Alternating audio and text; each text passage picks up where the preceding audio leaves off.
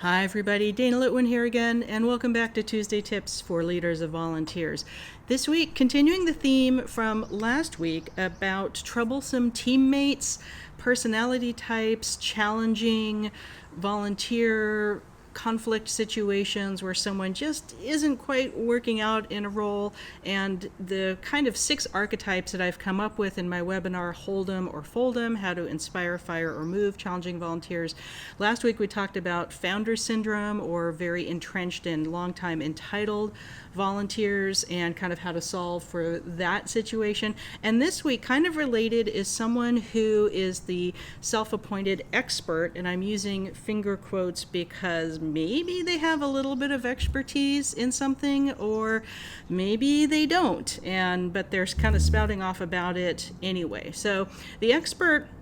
is really, they usually have their own version of expertise, and this can be maybe from a place of privilege, like very commonly called, mansplaining, or Dunning Kruger effect, where someone, they don't know what they don't know, but they feel like they can talk about it in some sort of high level or expert way, despite maybe not having a background in that. And of course, that's very common in our online world and social media, but when it happens in person, it can be anything from like, okay, mildly amusing or annoying and basically harmless and full of hot air, and just like, okay, Steve, the moon is made of cheese, whatever you say, but they do everything else correctly. And across that spectrum of expertise, of self-appointed expertise, it can also drift to the very harmful side, where they're saying very incorrect, untrue things, either about the agency, about the policies, they're getting that stuff wrong, or they're just messing up simple facts that they should know for their role. And that's especially true if someone's in an outreach or educational role where they really have to get the information correct. And again, this can occur across a spectrum. It doesn't have to be a big problem, but if someone's saying like very untrue, harmful things, that is going to become a problem, either by frustrating their teammates who are trying to get them updated information or to say the correct things, or it can cause real damage to the agency. It can alienate all sorts of potential supporters in the community. It can harm the brand and the image of the agency if the person is, really spouting a lot of harmful hot air versus kind of harmless, just like, okay, whatever you think about that, but that doesn't really pertain to your role. So the middle ground in that spectrum of expertise is the person who does actually have good ideas and some knowledge in an area, and either they just need an update and like a refresher on a learning journey, or the latest training modules, or however you kind of update information for your team members, paid and unpaid. And usually that middle ground person is pretty open to learning new things. They can kind of tip over to that harmful end of the expertise spectrum if they like, no, my way is best, and that kind of gets into, again, overlapping with that personality type of very entrenched, or I know best, I've been here longest. When things change, things have evolved and adapted, especially in the last few years, and everyone on the team should at least not oppose those changes, and ideally can be get change management and buy-in and brought along to whatever updates to policies, procedures, systems are happening with the agency. The solution to an expert, self-appointed expert, who either is outside of their lane of expertise, which is common, like they're actually really good if they just focus on these topics, or maybe they're your in-house specialist on that topics, but they're going to try to swing wide, drive way out of their lane, and talk about something they really don't have experience or knowledge of. But again, check and see if you're having an issue with this type of person or personality, again, either a volunteer or a staff member that works with you or that you supervise, or maybe is sometimes a manager and you have to educate up, that if you can update their training and they're open to that, or you decide to do an updated training and learning journey for everyone on the team, and they participate so they don't feel singled out, that's one solution. The other solution is to, if they have some nuggets of knowledge in there, is to really listen. They might just be miscommunicating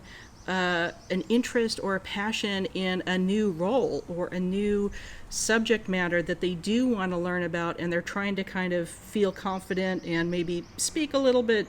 out of turn because they haven't quite reached that level of knowledge on this new topic yet, but you can encourage them either in a new role or again with kind of updated learning sessions in that new area of knowledge. So really kind of listen and see where someone falls on the harmless, full of hot air, just kind of spouting things, and maybe it's annoying, but usually it's harmless, all the way to, science facts. And I've taught a lot of docents and educational volunteers about taxonomy and natural history, things like that. So if that's a topic, if you're in a zoo or a museum or an aquarium and someone's saying that sharks are mammals, like, that's not true. So just see where someone falls in that spectrum, but listen and see if you need to inspire them to learn something more accurate on the topic they're talking about, or move them to a different role if their interest is kind of stunted or waning and they do want to move to something else and learn a new expertise. But if it's really, really, we want to try to redirect their passion and their energy, if they're still very enthused about the mission of the agency, into a really useful role for them, where it's a win-win for that person and the agency to kind of shift their focus and help them build up maybe expertise in a new area, even if they're talking a little bit ahead of themselves on it. And again, once in a while, the expert might actually have some good and useful information or new ideas. If a new role doesn't exist to move them to, or their expertise is just flat out wrong and they're refusing to change their mind or do an updated training module, then you need to warn them and maybe have an accountability, a conversation where you say, okay, the information you've been telling the kids on the tours in the museum is incorrect in these ways. If you can't get on board with the updated information, because hey, sometimes taxonomy changes all the time,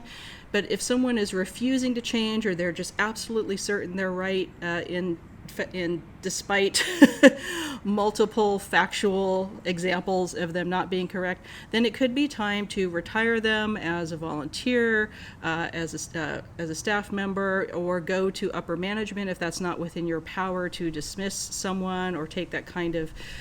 accountability action or create that record with HR. But if it's turning into a pretty major problem or it's creating toxicity or conflict, then that can be grounds, depending on your agency's code of conduct and how consistent it is and how it's dealt with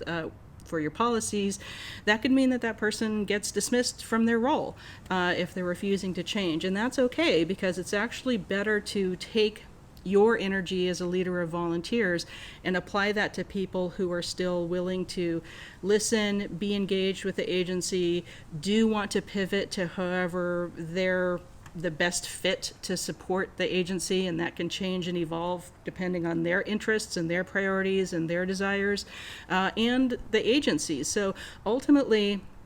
we're engaging volunteers strategically and doing strategic volunteer engagement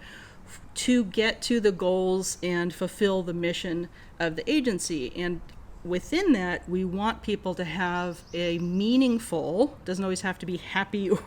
but a meaningful volunteer experience where they feel like their roles and their actions, their tasks, their duties have a true impact towards the goals, towards the mission, helping the community. But if that's not the case anymore with someone, or they're